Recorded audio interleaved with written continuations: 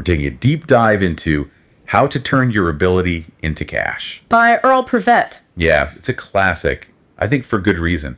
It's full of these, I guess, strategies, you could call them, for turning potential into actual success in the real world. Yeah, I think people love this book because, well, for one, he's so direct. Right out of the gate, he goes into the power of positive thinking and how much negative thinking can really hold you back. He really does. That opening story, about the poor old man who's, he's just totally beaten down by life. Like, it's a powerful image that really illustrates, how much damage a negative mindset can do. Totally. Yeah. And it almost turns into a self-fulfilling prophecy, right? You start thinking you can't succeed, so you don't even try. Yeah. I mean, he definitely emphasizes the importance of faith and understanding as kind of the foundation for positive thinking. Like, it's not just about putting on a happy face, Definitely not. It's got to be this deeper shift in perspective. And that's where this idea of like hidden potential comes in. He compares our potential to like an iceberg, only a tiny bit is visible above the surface. Yeah, that's a powerful image. I mean, when you read that, like what really resonated with you? Honestly, it makes me think about all the times I've held myself back, because I was afraid or I doubted myself. What if I had just pushed through that fear and, just gone for it? Yeah. No, I can totally relate to that. And he lays out these 7 ways to tap into this hidden potential. And I got to admit, some resonated with me more than others. Right. But I think that's part of why his approach works so well. He gives you all these tools, like a toolbox, and you get to choose which ones work best for you. Yeah, I like that. Yeah. Okay, so let's dive into a few of those tools. One that really stuck with me was conviction. He tells that story about Parson Jones and the bell that wouldn't ring. Oh, yeah, right. Until he truly believed that it could. Oh. That story just perfectly sums up like how powerful belief is, right? I mean, if you don't believe in yourself and your abilities, how can you expect anyone else to? Yeah. And that actually ties into another one of his strategies, which is freedom. Like, it's about breaking free from those limiting beliefs and those external pressures that are holding you back. Especially today, right? With all this noise and all these distractions everywhere, it's so easy to like just get caught up in what other people expect of you, and you completely lose sight of your own path. Yeah. He even talks about, not letting other people's opinions dictate your course. Mm-hmm. You got to trust your gut, your own vision. And speaking of vision, that's another one of his strategies. Oh, right. He uses this great example of a man who looked at Niagara Falls and saw all this energy just going to waste, something everyone else had just overlooked, and then bam, he harnesses it to generate power. Yeah, talk about thinking outside the box. That's such a good example of how vision, plus action can lead to these incredible results. Yeah. And it's not just about dreaming big. He actually gives you concrete steps to like develop your vision. That's what I like about his whole approach. It's not just motivational fluff. It's like real steps you can take, Yeah, he doesn't just tell you to be positive. He gives you the tools to actually shift your whole mindset and create the life you want. But even if you have like the best mindset and the strategies, there's this one crucial thing Prevet keeps coming back to: effective communication. That might seem like a side note, but I honestly think it's one of the most important things he says. What good is a brilliant idea if you can't explain it in a way that connects with people? That's so true. And he dedicates a whole chapter to improving your speech, your voice, even your mannerisms. Yeah. And some of the things he suggests are like surprisingly simple, like reading aloud or even practicing the multiplication table out loud. Yeah. I was kind of skeptical at first, but I tried some of them. And honestly, I noticed a difference in how clearly I could explain things. He even suggests talking to your reflection. Yeah. Might sound a little silly, but, it's a good way to practice and build that confidence. What stands out to you? Like, what's the most valuable thing you got from that section? I think it's just the reminder that communication is a skill that can be developed. It's not something you're just born with or not. Like, with practice, we can all become better communicators. I agree. And he gives you very specific things you can do, exercises and techniques that anyone can use to get better at it. Yeah. So we've talked about positive thinking, tapping into that hidden potential and really honing our communication skills. But how do we actually turn all of this into results? Like cold, hard cash. Well, Prevet lays out a really clear 3-step process for turning your ideas into money. He calls it create a plan, develop a process, and produce an act. Okay, so let's break that down a bit. What exactly does he mean by create a plan? It's basically like figuring out what you want, your desired outcome, and building a roadmap to get there right. So it's not just having some vague idea. Right. You got to be specific. Okay, You need a concrete plan of action. I see. And then that takes you to the next step. Develop a process. That's where you break your plan down into actionable steps, a system you can follow, something repeatable. Gotcha. So you're creating a framework that takes the guesswork out of it. Yeah, a process you can rely on, even when things get tough. Okay. It's like having a recipe for success. You just follow the steps, and you're much more likely to get the outcome you want. I like that. And then you come to the most important part, produce an act. Right. This is where you got to actually take action. Make it real. Put all those steps into motion. And this is where he really emphasizes those four key qualities: faith, repetition, imagination, and persistence. Yeah. And it's interesting how he brings those in. They seem kind of intangible, but he argues that they're super important for success. Oh, he's absolutely right. You need faith in your plan and faith in yourself. And you have to be willing to repeat the process. I get that. And you need imagination to picture yourself succeeding. That keeps you motivated. Yeah, to see it to achieve. And then you need persistence. That's what gets you through all the obstacles. You just never give up on your goal. It's really interesting how he weaves these seemingly separate things together: positive thinking, communication skills, a clear plan of action, and these four key qualities. And it creates this really powerful formula for success. Yeah, that's the genius of Pravet's approach. He gets that success isn't just one thing. It's about getting your mindset right, your skills sharp, and your actions aligned. It's really a holistic approach that brings together like the internal and the external. Exactly. Yeah. But there's one more really important thing he talks about: the law of averages. He actually calls it the ultimate key to wealth. What exactly does he mean by that? Basically, he's saying that if you keep putting in the effort, if you're guided by a plan, you dramatically increase your chances of getting where you want to go. So it's not about luck or magic. It's about putting in the work and trusting the process. Right. And he applies this specifically to making money. Mm-hmm. If you consistently take action, your odds of success go way up. That makes sense. If you keep showing up, keep putting in the effort, eventually things start to happen. And those little wins along the way, they keep you going. So how about you? How's the law of averages played out in your own life? Oh, definitely. There have been times when I felt like I was banging my head against a wall. Like no progress at all. Yeah, totally. But I kept reminding myself, success is usually the result of all that effort you put in over time. And eventually things started changing, doors opened that I never even knew existed. Yeah. That's a good reminder that consistency pays off in ways you can't always predict. And those setbacks along the way, they're just part of it. It's not failing. It's just, an opportunity to learn and maybe adjust course. So we've covered Pravet's focus on positive thinking, those strategies for unlocking your potential, the whole communication piece, his 3-step framework for making money, and this idea of the law of averages. It's a lot, but it's clear that his whole approach is about empowering people to take control of their own success. It's about seeing your own potential, developing your skills, and taking consistent action to achieve your goals. And what's cool is he doesn't just talk about money. These ideas could apply to any part of your life where you want to make a change. Totally. Your career, relationships, health, personal growth, it all fits. Now, there's this one more fascinating thing I want to explore. It might seem kind of counterintuitive, especially in a book about achieving success, but he have a whole chapter on gratitude and praise. Yeah. I was really interested in this whole section. It's almost like he's saying, hey, don't forget to appreciate what you have and acknowledge the good you see in other people. But how does that fit into achieving success? It might seem a little weird, but he really believes that gratitude and praise can actually help you succeed. How does being grateful get you a better job or help you close a deal?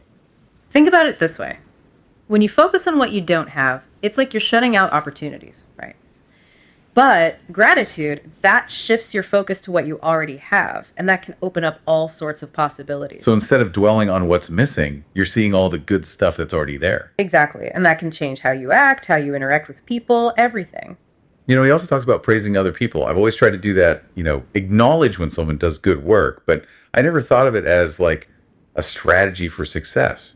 Well, Pravet says that praising others is a really powerful way to motivate them and help them reach their full potential. And when people feel appreciated, they want to do even better. They strive for excellence. It creates this positive cycle that benefits everyone. That makes a lot of sense. What about praising yourself? I always struggle with that. Feels kind of weird, patting yourself on the back. He talks about that too. And he's clear that it's not about being arrogant, it's about recognizing your strengths, your accomplishments. It's like giving yourself a pep talk. Exactly. It builds confidence, which is key for reaching any goal. It's amazing how he connects these like simple things, gratitude, praise, even self-praise, with his bigger strategies for success. It all goes back to mindset, right? He's showing us how being positive and appreciative can impact every area of your life.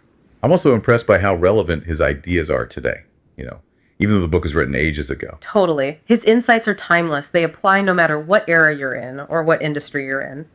Okay, so we've talked about positive thinking, that hidden potential, communication, turning ideas into money, and this whole gratitude and praise thing. What else stood out to you from all this? Well, there's this one section that's a bit of a detour. He dives into what he calls the 7 great events of democracy. Wait, hold on. I thought this was about personal success, not a history lesson. I know, right? But stick with me. He uses these events to show how powerful ideas can be and how they shape the world. What are these 7 great events, and what do they have to do with personal success? He starts with democracy in ancient Greece. The idea that regular people could have a voice in how they were governed. That was pretty revolutionary back then. Totally. Privet sees this as a huge turning point in history, like the birth of an idea that shaped the world we live in now. So he's showing how one idea can make a lasting impact. Exactly. And then he goes on to highlight other big events, like the signing of the Magna Carta, limiting the king's power, establishing individual rights. I think I'm starting to see where he's going with this. He's drawing a parallel between these big historical moments and the power of our own personal ideas. Right. He's saying that just like those ideas changed history, our own ideas can shape our lives. So what we believe, how we see the future, that can actually influence what happens to us. He's basically saying we're all kind of creating our own world. And the first step is figuring out what ideas really drive us, the things we're passionate about. That makes a lot of sense. But he doesn't stop there. He goes on to explore this other idea that you wouldn't expect in a book about success: debt. I've always been taught that debt is like a bad thing, something to avoid at all costs. Yeah, that's what most people think. But Privet challenges that. He says, yeah, debt can be a burden if you don't handle it right. I mean, nobody wants to be drowning in debt. For sure. But he also points out that debt can actually help you grow, help you build wealth. How can debt be a good thing? Think of it as borrowing from the future to invest in now. So you're using resources to create opportunities you wouldn't have otherwise. Exactly. A mortgage to buy a house, a loan to start a business, even investing in your education. Debt can help you reach goals that might seem impossible. It's not about being careless with money.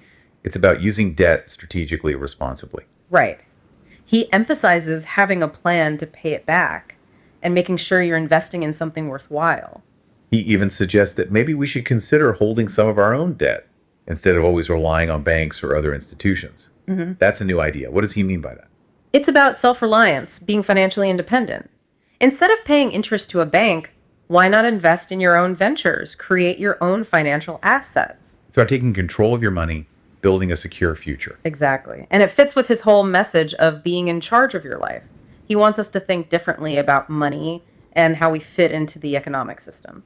I love how he ties all these things together: personal success, history, economics, to create this really thought-provoking message. That's why his work is so engaging. He makes you question what you think you know and think critically about the world. So on top of everything else, Privet's advocating for a more mindful, strategic approach to debt and money management.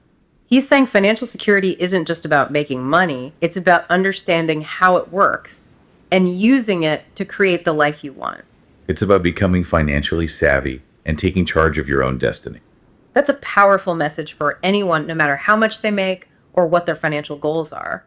Now, before we wrap up this part of our deep dive, there's one more thing Privet talks about that seems a bit counterintuitive, especially in a book about achieving success. Are you talking about relaxation? Yes.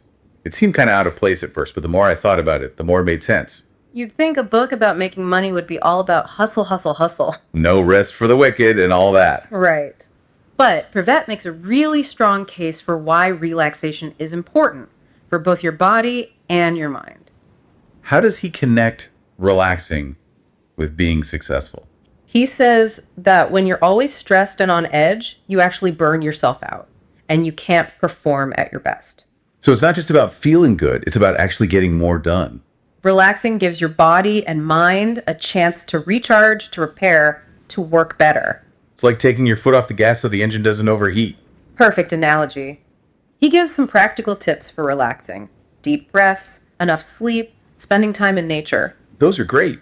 But what about someone who's juggling a million things, work, family, everything? How do they fit relaxation in? That's a good point, and he admits it's not easy. But even finding a few minutes here and there to just pause, breathe, disconnect from all the noise, that can make a huge difference. Like little mini vacations for your mind. Exactly. Even 5 minutes of focused breathing or a quick walk in the park can change everything. So it's about making time for it, even if it's just a little bit. Right. And he also talks about creating a mindset of relaxation. It's not just the physical stuff, it's about changing your attitude, your approach to life. So instead of always pushing and striving, it's about finding that sense of ease. Exactly. And that can make you more productive, happier, and healthier. It's like he's saying, take care of yourself. Success is great, but not if it costs you your health and well-being. Absolutely. And this ties back to gratitude and appreciation, right? When you're relaxed and content, you notice and appreciate the good things more. It's a positive cycle. Relaxing leads to gratitude, which leads to more happiness. And that positive vibe, it spreads to the people around you. It's amazing how Privet brings all these different ideas together. Positive thinking, unlocking potential, communication, gratitude, debt, even relaxation. He creates this whole picture of success that includes both what's going on inside you and what's going on around you. It's not just about achieving certain things, it's about creating a life where success can happen. And I like that he doesn't shy away from the spiritual side of things. He knows it's not just about money or achievements. It's about living a life that has meaning, that's true to your values. Exactly. And that's why his work is so powerful. He taps into that human desire for a life with purpose and gives you the tools to actually achieve it. Now, as we wrap up this deep dive into how to turn your ability into cash, I want to leave you with something to think about. It's something Privet doesn't directly address in the book, but it's been on my mind. With all the technology changing so fast, how do we update Privet's ideas so they still work in today's world? That's a great question. And it's something we all need to figure out as we navigate this crazy world. Privet's core principles are timeless, but some things might need to be rethought, with the challenges and opportunities we face now. For example, he's really big on focusing on one field, and that's still good advice. But today, it's all about being adaptable, having skills you can use in different areas. So maybe we need to broaden how we think about using our abilities. Right. It's not about giving up on specializing, but realizing those skills and knowledge can be used in new ways, in new situations. Exactly. And that leads to another area where his ideas might need a little updating: his view on debt. Managing debt responsibly is still crucial, but that thing about holding our own debt might not work for everyone in today's financial world. Especially with all the new investment options and the global markets being so unpredictable, you really need to understand finance and risk to make smart decisions. And we can't forget technology. Privet didn't have the internet, social media, AI. All these things create amazing opportunities to connect, to work together, to make money, but they also make things more complicated. Yeah. He talks a lot about communication, but today it's not just about speaking well or writing well. It's about using those online platforms, building your personal brand, connecting with people online in a genuine way. It makes you wonder, how do we use these tools to turn our skills into cash without getting lost in it all, without losing sight of what's important? It's a tough balance. But I still think Privet's core ideas are solid. Positive thinking, believing in yourself, hard work, persistence, those are still the foundation. It's about taking those principles and applying them to today's world, using the tools we have now in a way that helps us reach our goals and stay true to ourselves. So Privet gives us a map, but we have to figure out the best route to take based on where we are now. And that's the exciting part. It's a journey. It's about discovering who you are, learning, growing. There's no magic formula for success, but I really believe that if you use Privet's ideas and adapt them to the world we live in now, you can achieve anything you set your mind to. You can create a life that has meaning. Well, I think we've really dug deep into this one. We've explored Privet's strategies for turning ability into cash. Everything from mindset to communication to taking action. We talked about gratitude and praise, his perspective on debt, even the importance of taking time to relax. And we thought about how to make these ideas work in today's world. Hopefully, this has given you some valuable takeaways, some things you can actually use to achieve your goals. And as always, we encourage you to keep exploring these ideas. Maybe even grab a copy of How to Turn Your Ability into Cash. See what speaks to you. You might discover some hidden wisdom that's just for you. Keep those positive thoughts coming and never doubt your ability to create the life you want.